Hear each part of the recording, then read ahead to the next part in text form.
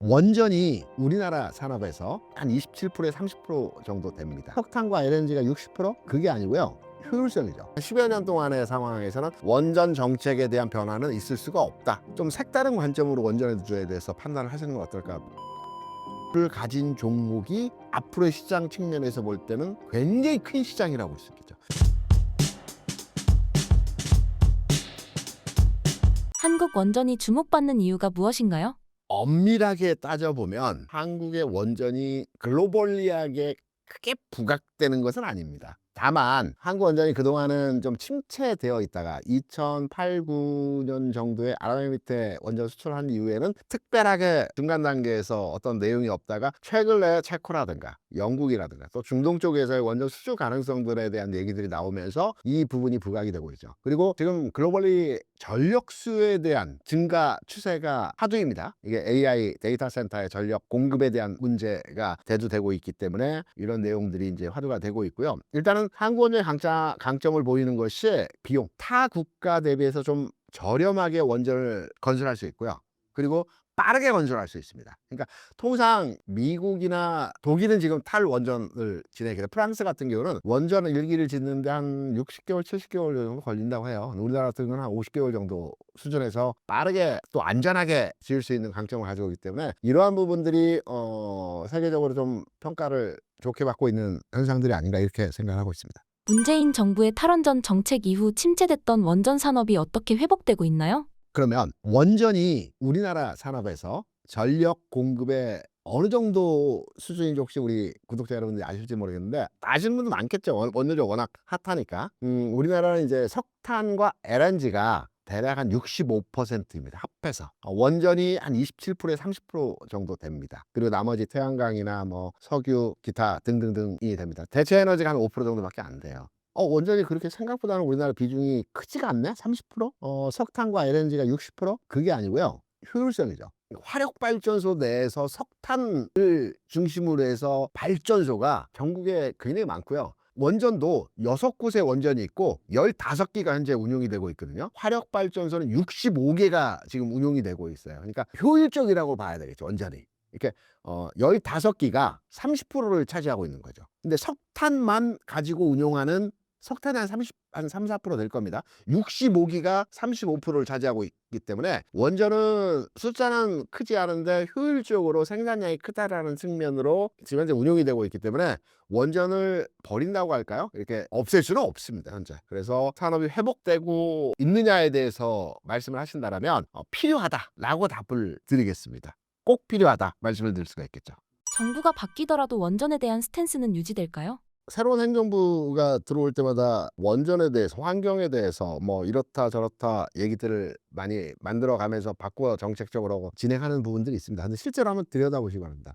원전을 가동을 중단했거나 원전을 기존에 짓기로 한 부분을 철회하거나 이런 부분은 없습니다. 2030년인가 35년까지 진행되는 부분으로 계속 진행되어지게끔 되어 있거든요.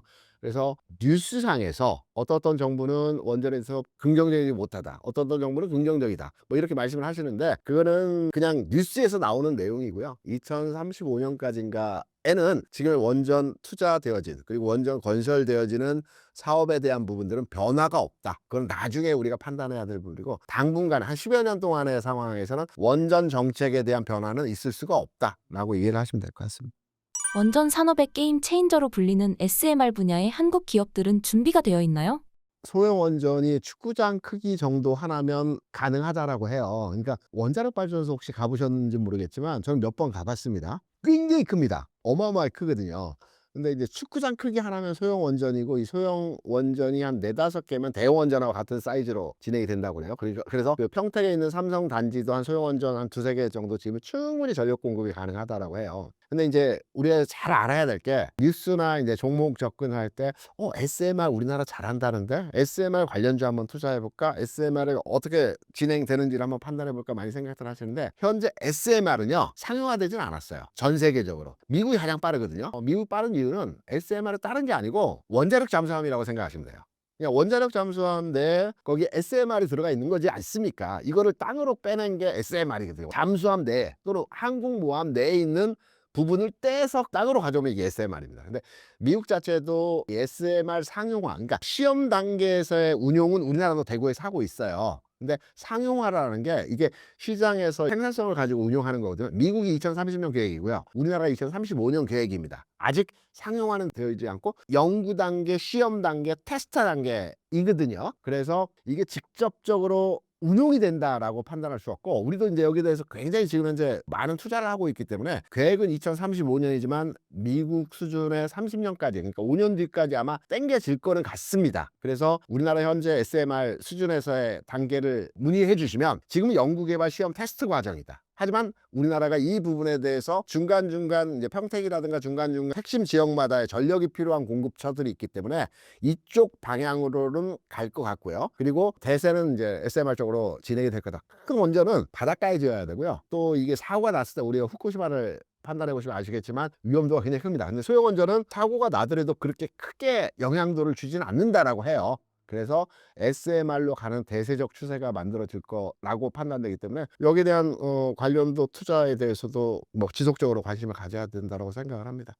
원전 관련 기업 중에서도 특히 눈여겨볼 만한 분야나 기업이 있다면 어떤 게 있을까요? 우리가 원전주만을 보게 되면 원전을 짓고 시공하고 설계하고 그다음에 유지보수하는 기업들을 많이 판단하시는데, 저는 좀 색다른 관점으로 원전주에 대해서 판단을 하시는 건 어떨까 생각합니다. 우리나라의 원전 6곳에 16기가 운용이 된다라고 말씀드렸지 않습니까? 그러니까 한 곳당 한 두세 기가 있는 겁니다. 원전이 우리가 TV에서 보면 크게 이렇게 원통형으로 되어 있는 그게. 근데 원전을 짓는 것도 굉장히 중요하거든요. 이게 한 8조 원 정도 한 기 짓는데 비용이 들어간다고 해요. SMR 한 4조 5조 여기 왔다 갔다 합니다. 근데 400기의 원전이 현재 전 세계적으로 운용이 되고 있어요. 이 중에 한 반전은 러시아하고 중국입니다. 이는 그네들이 이제 만들고 수출은 못합니다. 왜냐면 기술력이 좀 떨어지기 때문에. 우리의 경쟁 상대는 독일은 이제 원전 탈퇴해 버렸기 때문에 한국, 미국, 일본, 프랑스, 여기에서 가장 경쟁을 치열하게 되는 것은 한국하고 프랑스입니다. 미국 자체 수출 잘 안 하고 자체 원전 짓는 거고요. 일본은 좀 디테일한 기술력을 가지고 있어요. 그러니까 한국과 프랑스가 경쟁하는데, 앞서 말씀드린 대로 전 세계적으로 400기가 현재 운용이 되고 있고요. 중요한 것은 우리가 폐쇄됐다라고 하죠. 뭐 한 50년 써서 이제 가동 중단이 된 원전이 200기입니다. 짓고 있는 게 한 50기 됩니다. 그러면 딱 단순하게 숫자 측면으로 볼 때 폐쇄됐다라고 해서 그냥 방치할 수는 없지 않습니까? 이거를 해체를 해야 되잖아요. 아주 드넓은 땅덩이여서 나는 그 지역은 절대 안 쓸 거기 때문에 그냥 방치해도 돼 라고 생각할 수도 있겠지만, 기본적으로 해체를 해야 되는 게 기본이거든. 지금 해체 그 비용이 3, 4조 들어간다고 그래요. 비용 부담 때문에 그냥 방치하고 있는 건데 궁극으로 이거 해체를 해야 되거든요.